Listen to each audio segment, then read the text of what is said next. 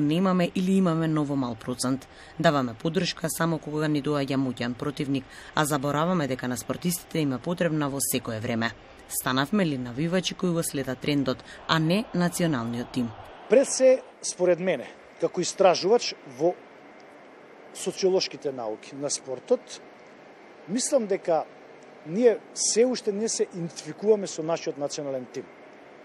И мнозинството од поддржувачите тоа се нарекува во теоријата поддржувачи во тренд, трендовски навивачи, кои доаѓаат само затоа што имате ексклузивен и атрактивен противник, како Англија, Горниот Албион, како Италија, не знам, Шпанија.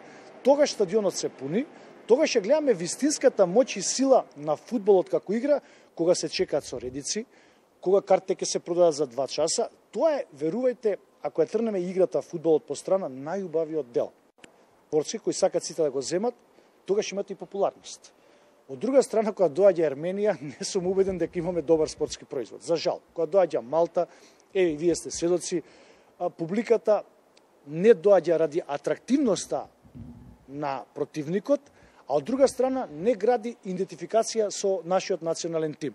Мислам дека не се работи доволно за да се приближиме како навивачи до националниот тим и да почнеме да се идентификуваме со нив. Ако земете било кој англичанец, тие доаѓаат исклучиво за националниот тим. Поддршка за националниот тим, тоа ги викаат гостински навивачи. Жаргонски, теоријата ги вика гостински навивачи. Добро е што се поголем број на поддржувачи на националниот тим одат надвор. Ако гледаме паралелна со ракометот, мислам дека поголем процент на наши граѓани се идентификуваат и одат надвор го бодрат. Оти ракометот во моментот е најпопуларен спорт во Македонија. И гледате, тој генерира едно зближување помеѓу играчите, националниот тим и луѓето, публиката која го поддржува. Во фудбал се уште не е така. И на крајот на денот, знаете зашто? Во фудбалот имаме миксиран етнички состав.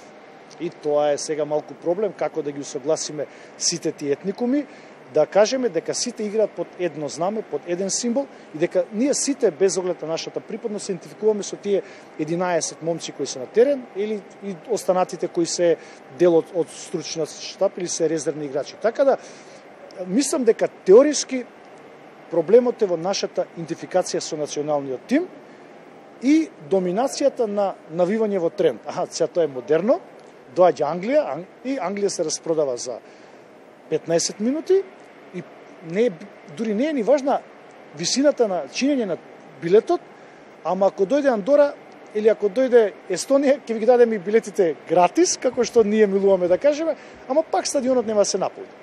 Сега тоа треба да се поработи посериозно.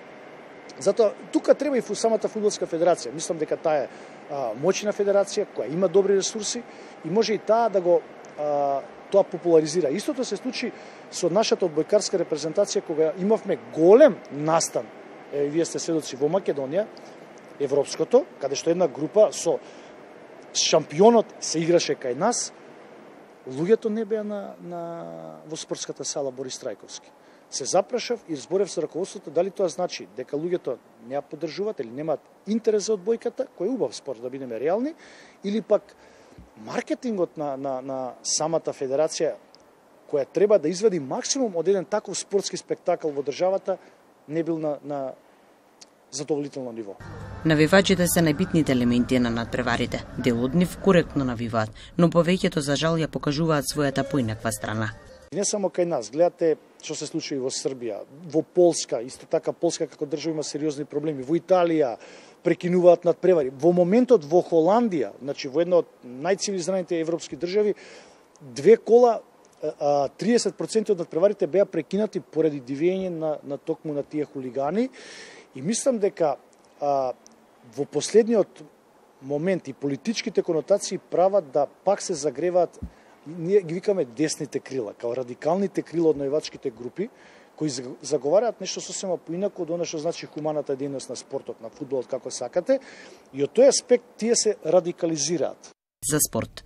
Се надеваме дека оваа година, поради тоа се што беше направено и на ниво на кое што беше направено, владата ќе има сенс да ги слушне нашите препораки, нашите заклучоци и да се обиде да ги имплементира во законските политики кои ги има државата. Не налагам во тоа какви се во моментот, дали се добри или лоши, тоа воопшто сега не е ирелевантно, туку навлагам во тоа од собир на еден таков импозантен собир на голем број на луѓе од Европска Унија, од Балканот и од нашата држава, произлегува сериозни насоки кои треба да и помогнат на нашата држава како да ги движи и етаблира спортските политики. И затоа сум убеден дека организирањето на еден ваков самит и секоја година ќе има што да каже, ќе има што да пренесе и ќе има што да и сугерира на нашата држава како да ги менуваат политиките. Заклучно со професионалниот, со цел здрава и спортска нација.